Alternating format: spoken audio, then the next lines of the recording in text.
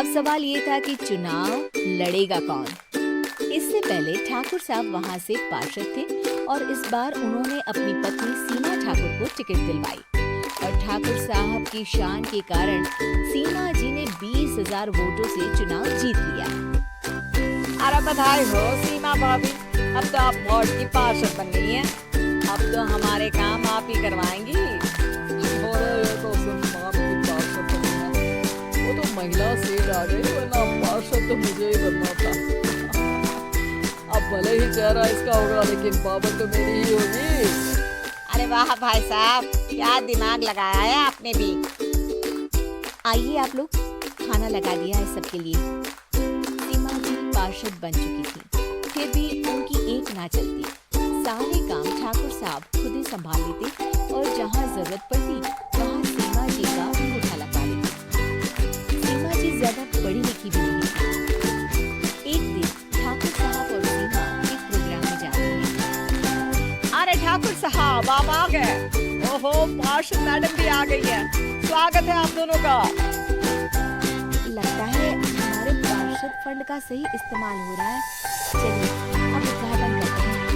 ये लीजिए ठाकुर साहब कैची, आप ही सबसे पहले प्रवेश कीजिए। सब लोग आगे निकल जाते हैं और सीमा जी पार्षद होने के बावजूद भी पीछे खड़ी रह जाती हैं। वो देखती है कि वेलकम बोर्ड पर उनका नाम है, लेकिन महिला होने के कारण कोई उनका सम्मान नहीं कर रहा। अगले दिन एक आदमी उनके घर आता है। अरे ठाकुर साहब नमस्कार। कल ना हम नोटिस किए कि हमारा घर तो अवैध है और नगर निगम वाले उसे तोड़ने आ रहे हैं।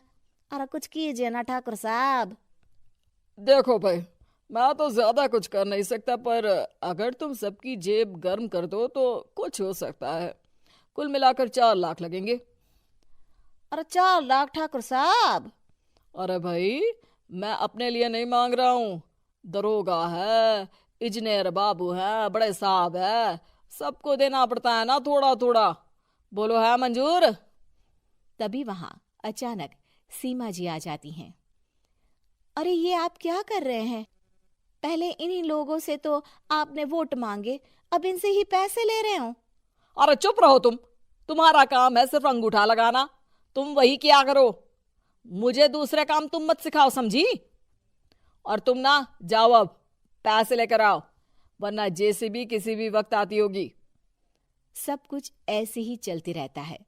एक दिन सीमा जी और ठाकुर साहब को एक लोकल मीटिंग में बुलाया जाता है। वहां पर कई और अधिकारी लोग भी मौजूद रहते हैं। अब मैं चाहूंगा कि ठाकुर साहब हमारे बीच 2 शब्द कहें।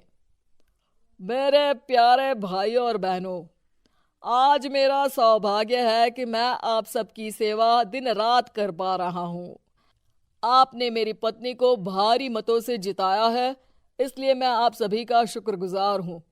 मैं आप सबसे वादा करता हूं कि हमेशा की तरह हमारे वार्ड में किसी को कोई तकलीफ नहीं आने दूंगा।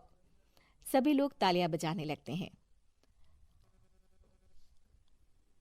अब मैं माननीय पार्षद मैडम को स्टेज पे बुलाना चाहूंगा। अपने नाम को बुलाया सुनकर सीमा जी एकदम चौंक जाती है। उन्हें बिल्कुल उम्मीद नहीं थी कि इतनी बड़ी जगह उन्हें मंच पर बुलाया जाएगा। जैसे तैसे वो मंच पर चढ़ती हैं। ऊपर जाते ही सीमा जी को सारी पुरानी बातें याद आ जाती हैं कि किस तरह उनके पति उन्हें कभी भी आगे बढ़ने नहीं देते और उनके नाम से गलत काम करते हैं। वो बोलने लगती हैं, मैं आपके वार्ड की पार्षद सीमा हूं। आप में से बहुत कम लोग ही मुझे जानते होंगे, क्योंकि इससे पहले मुझे कभी ऐसा मौका ही नहीं मिला। सारे मौके मेरे पार्षद पति यानी आपके ठाकुर साहब ही लेते रहे, लेकिन आज ये मौका मुझे मिला है तो मैं इसे ऐसे ही नहीं जाने दूंगी।